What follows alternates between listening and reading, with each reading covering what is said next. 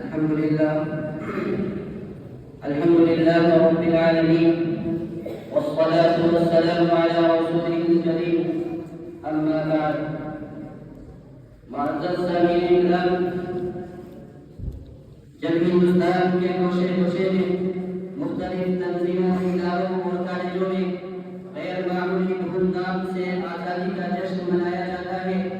اور مجاہدین آزادی کو خراج تحسین پیش کیا جاتا ہے، تو ایسے وقت میں ہمیں بھی اپنے اسلاف کی قربانیاں یاد رکھنی ہے، تو دعائے مغفرت کے لیے ہاتھ خود بخود اٹھ جاتے ہیں۔ دوسری طرف جمہوریت ہندوستان کے مسلمانوں کے دردناک واقعات اور ظلم و ستم کی امداد سامنے آتی ہے تو خون کے آنسو نکل پڑتے ہیں اور دل سے ایسی آگ نکلتی ہے کہ اگر ہمارے اسلاف و اکابر کو اس کا تصور بھی ہوتا تو خدا کی قسم اس ملک کو انگریزوں کی غلامی سے چھڑانے اور ہندوستان کو آزاد کرانے کی اگر انہیں یہ معلوم ہوتا کہ اس ہندوستان میں مسلمانوں کا ایسا دن بھی آئے گا جب مسلمان آزادی کی جگہ انگریزوں کی غلامی کو پسند کریں گے، تو کبھی شمشیر مرنا لے کر میدان جہاد میں نہ کرتے۔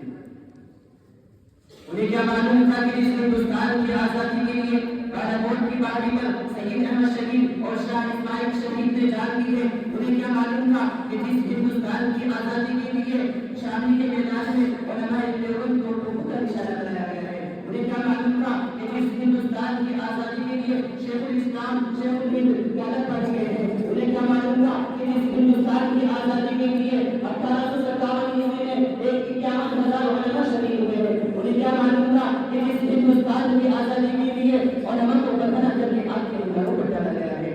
اس ہندوستان میں مسلمانوں پر ظلم و ستم کا پہاڑ پڑے گا، انہیں حقوق سے محروم کیا جائے گا۔ زندان اسلام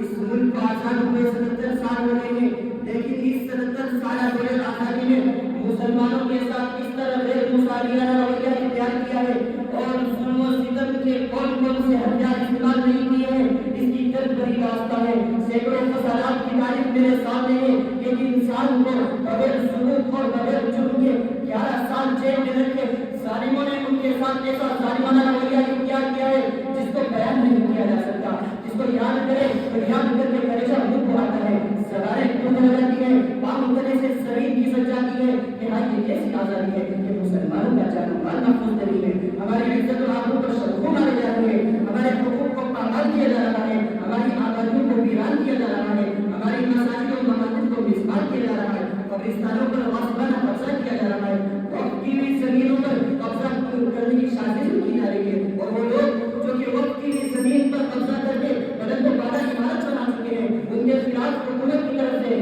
کوئی کارروائی نہیں ہے۔ ایسی آزادی ہے کیا یہ جمہوریت کا حکم نہیں ہے؟ کیا یہ سیکولرزم کا مذاق نہیں ہے؟ کیا یہی آزادی ہے؟ کیا اسی کا نام آزادی ہے؟ تو ایسی آزادی کے ہم طلبگار نہیں ہیں، ایسی آزادی کو تو ہم تنقید مانتے ہیں اور آج بھی لات مارتے ہیں۔